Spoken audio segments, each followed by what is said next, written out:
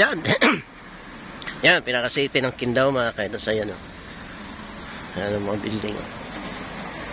Oh, sakyan sa lawak na kasada mga kaidos. Ayan, sakyan, mabilang mo lang o. Oh, iilan lang yan. Yung lawak na kasada. Wala kang katrafik-traffic dito mga kaidos.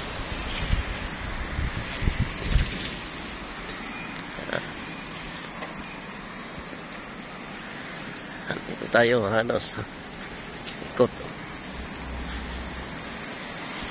Yan.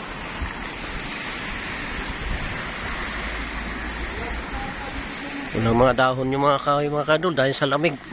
Lamig dito. Yan. May ang daanan ng mga kaidos. Ang lawak. Usulan sa sasakyan.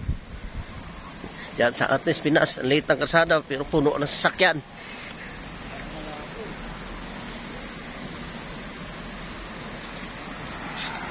Yan. Sa mga samahan ko mga kaidos. Nag-iikot-ikot din.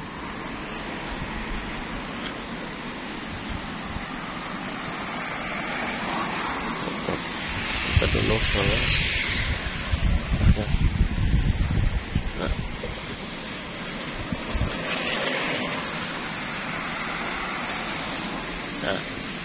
Pasil ko kayo doon. Mating tayo kahapon dito sa Qingdao, China.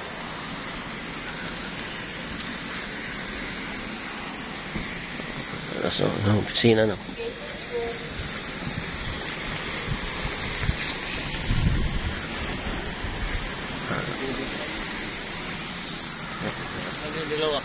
Nandun pa, nag-picture-picture.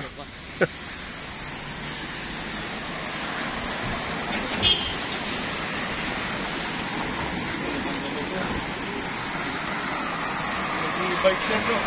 Dapat ganun talaga pag nag-e-bike. Super lamig yun. Sipin mo ngayon. Posibleng manginig yan sir. Subli lawak ng kalsada, e-bike lang lumadaan. Ate to lang, ang tindang gilid yan, puro tindahan yan. Dami na nag-iwas sa gilid. Oo, dami. Ang dalang ng sasakyan, nalawak ng kalsada.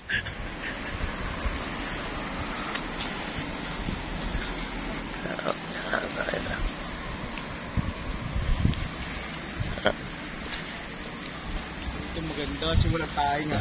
Tayo na aso. Ayan. Walang gala ng mga aso, pusa eh. Bawal dito. Ayaw, dalawa. Makasunod. Oh. Yung dalawa kasama, nasa likod. Para doon sa Korea to. 3 kilo. Nung nakaraan ah.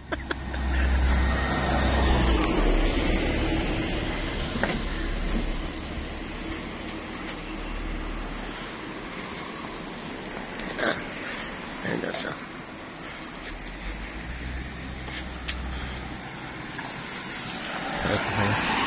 Dalang mga tao ito, ang dami mga tindan uno. Oo. Ayan, may bus. Oh. Sakay ka na. Oh, ayan. Oh. Bawat bus station, doon lang hinto. Ayan. Oh. Mababa na.